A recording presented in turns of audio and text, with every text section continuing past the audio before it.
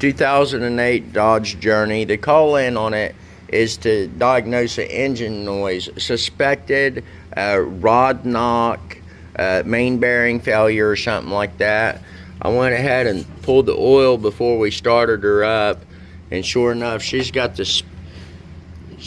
stuff in it. If I could just zoom in here on it and get it to focus, you'd be able to see the metal filings within that. And they're real small. They're not like chunks, but they're definitely there. Go ahead and give it a start.